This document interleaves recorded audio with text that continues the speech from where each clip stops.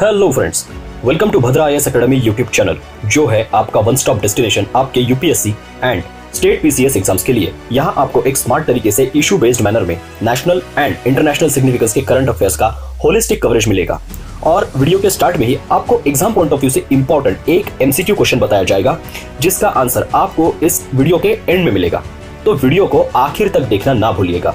तो देखिए, तो फ्रेंड्स, आज का डिस्कशन जो है वो है जीएसटी काउंसिल की रिसेंटली जो 53rd मीटिंग हुई है उससे रिलेटेड। तो देखिए हुआ क्या है। तो हमारे देश के जो फाइनेंस मिनिस्टर है निर्मला सीतारमण जी, उन्होंने जो जीएसटी काउंसिल की जो मीटिंग है जिसको चेयर किया है, क्योंकि यूजुअली जीएसटी काउंसिल की जो मीटिंग है उसके चेयरमैन हमारे भारत देश के फाइनेंस मिनिस्टर ये बाय डिफॉल्ट होते हैं, और हर स्टेट के जो फाइनेंस मिनिस्टर है ये उस काउंसिल का एक पार्ट होते हैं, मेंबर्स होते हैं। तो ऐसी ये जो जीएसटी काउंसिल की मीटिंग रही, इसमें कुछ बड़े बड़े चेंजेस आए हैं, जिसमें कि मैक्सिमम जो है वो टैक्स स्लैब्स जो होते हैं जीएसटी के रेट्स है उनको चेंज करने से लेके कुछ एग्जेम्पशंस वगैरह दिए गए। तो एक बार अच्छे से देख लेते कि ये ओवरऑल क्या इसका टेक अवे है इस मीटिंग का। आधार बेस्ड बायोमेट्रिक ऑथेंटिकेशन, ये इसमें का one of the first steps जो यहाँ पर लिया गया है वो ये है कि अब आपको जब जीएसटी का आप रजिस्ट्रेशन लेंगे तो उस टाइम पर आधार के अगेंस्ट आपके जो बायोमेट्रिक डिटेल्स है, फिंगरप्रिंट्स वगैरह, आपके नेल्स, उसके बाद में जो आपका आंख का जो वहाँ पर स्कैन होता है ना, एक तरीके से आई का स्कैन होता है, जिससे आपका एक ऑथेंटिसिटी इसमें मेंटेन रहे और आपकी आइडेंटिटी यहाँ पर प्रूव हो। इसके लिए जीएसटी रजिस्ट्रेशन के साथ में आपका बायोमेट्रिक को लिंक किया गया है, ताकि फ्रॉडुलेंट जो जीएसटी रजिस्ट्रेशंस लेकर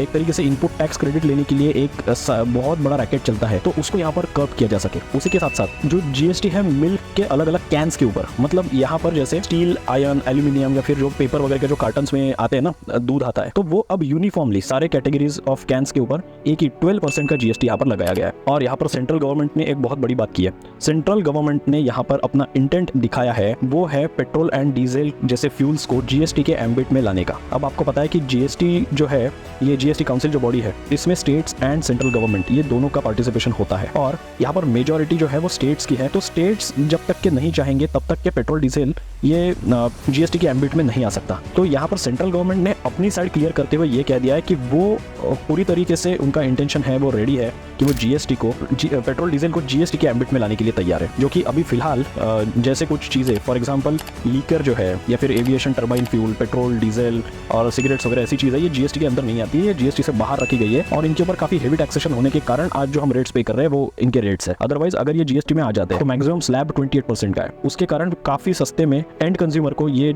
कमोडिटीज ऑफर की जा सकेगी। लेकिन इसमें स्टेट्स का बहुत भारी नुकसान होगा, क्योंकि जो वो पूरा का पूरा पेट्रोल का प्राइस होता है उसमें स्टेट्स का जो टैक्सेशन है वो बहुत हेवी है, और उसकी वजह से जो रेवेन्यू का लॉस होगा वो उसकी शायद भरपाई करना मुश्किल जाएगा स्टेट्स को। इसीलिए एक फर्स्ट स्टेप यहाँ पर दिख रहा है हमको टुवर्ड्स पेट्रोल, डीजल और बाकी फ्यूल्स को जीएसटी के एम्बिट में लाने का। उसके बाद में इंडियन रेलवे से जो रिलेटेड सर्विसेज है, जैसे फॉर एग्जांपल प्लेटफॉर्म टिकट्स वगैरह, इनमें जीएसटी को अब एग्जेम्प्ट कर दिया गया है, और इसकी वजह से जो कंज्यूमर्स हैं उनको काफी हद तक के राहत मिल सकती है। उसके बाद अब जो कार्टन बॉक्सेस होते हैं, तो कार्टन बॉक्सेस के अलग अलग जो कैटेगरीज है उनको 18% से जीएसटी रिड्यूस करके 12% पर यहाँ पर लाया गया है। तो मतलब एक रिडक्शन हुआ यहाँ पर, जिसकी वजह से यहाँ पर भी इस इंडस्ट्री को काफी रिलीफ मिल सकता है। उसके बाद यहाँ पर जो हॉस्टल अकोमोडेशन होता है, मतलब कॉलेज का जो कैंपस है उसके बाहर के जो हॉस्टल्स है उसमें जो अकोमोडेशन के लिए एक सर्विस मिलती है हमें, तो उसमें अब पर मंथ अगर 20,000 पर पर्सन से कम यहाँ पर उसका एक प्राइस रेंज बनता है, तो उसमें जीएसटी को एग्जेम्प्ट किया गया है। उसके बाद GSTR 4 इसकी जो फाइलिंग की डेडलाइन है फॉर स्मॉल टैक्स पेयर्स,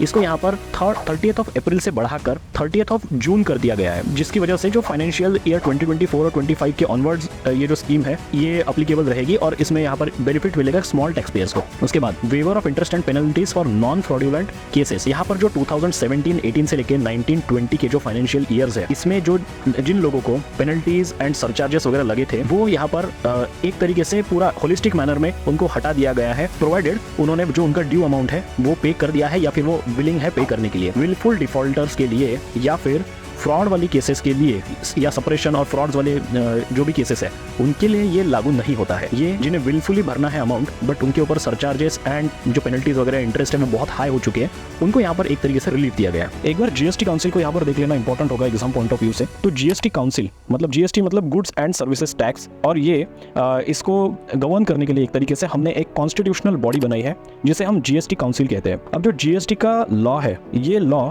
आया कैसे? ये जीएसटी का लॉ एक्चुअली अप्लीकेबल हुआ है 2017 में, ठीक है। और हमारे देश का जो इनडायरेक्ट टैक्सेशन है ये अब जीएसटी के अंदर आता है, जिसमें गुड्स एंड सर्विसेज के ऊपर ऑब्वियसली हम टैक्स जो इम्पोज करते हैं, जो पहले काफ़ी सारे अलग अलग टैक्सेस, वेराइटी ऑफ मतलब ऑलमोस्ट हंड्रेड्स ऑफ टैक्सेस अलग अलग थे, हाँ, हर स्टेट के अलग अलग टैक्सेस थे, वो सबको हमने यूनिफाई करके एक जीएसटी के अंदर लाया है जो पूरे देश में चलेगा। तो इसका जो फॉर्मेशन है, इसमें 101 मतलब 101st अमेंडमेंट एक्ट ऑफ 2016, इसके थ्रू हमने कॉन्स्टिट्यूशनल अमेंडमेंट किया और जीएसटी को लाया। उसके बाद जो आर्टिकल 279A है ऑफ इंडियन कॉन्स्टिट्यूशन, इसमें एक नया आर्टिकल डाला गया और प्रेसिडेंट ने इसका गठन किया। उसके अकॉर्डिंग 2016 में प्रेसिडेंट ऑफ इंडिया ने ऑर्डर इशू किया, जिसके बाद जीएसटी काउंसिल का गठन हुआ। Goods and services tax council के जो चेयरमैन है वो हमारे union finance minister by default होते हैं। उसके बाद जो वाइस चेयरमैन है वो जो स्टेट्स के मेंबर्स हैं उनमें से एक को वो आपस में से चुनकर उसको वाइस चेयरपर्सन यहाँ पर डिजिग्नेट करते हैं। यहाँ पर जो अलग अलग स्टेट्स हैं वो नॉर्मली अपने फाइनेंस मिनिस्टर्स को ही इसका मेंबर बनाते हैं, बट उसके अलावा भी वो किसी और मिनिस्टर को यहाँ पर नॉमिनेट कर सकते हैं जीएसटी काउंसिल में। उसके अलावा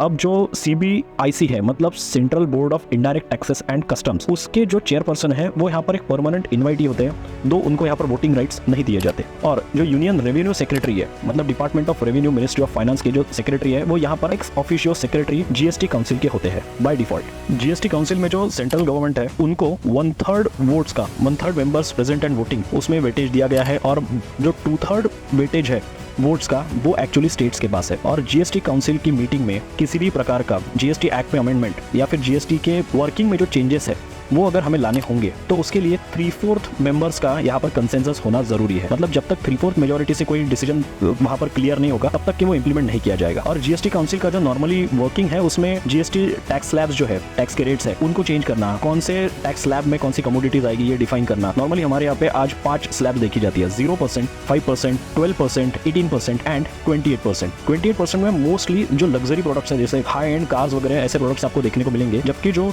कंज्यूमर के लिए बहुत जरूरी चीजें हैं मतलब डेली यूज की जो चीजें हैं, most of the food grains वगैरह वो एग्जेम्प्टेड है, वो 0% में आते हैं। और उसके अलावा जो बाकी रेस्टोरेंट में अगर आप कभी जाते हैं तो आपने देखा होगा बिल के ऊपर 5% का जीएसटी वहां पर लगा हुआ होता है। तो ऐसा एक ओवरऑल आज का डिस्कशन है हमारा जीएसटी काउंसिल एंड जीएसटी के चेंजेस जो उससे रिलेटेड। होपफुली आपको आज का हमारा वीडियो पसंद आया होगा। तो अगर वीडियो पसंद आया होगा तो do not forget to hit that like button and don't forget to subscribe to our Bhadra IAS academy YouTube channel.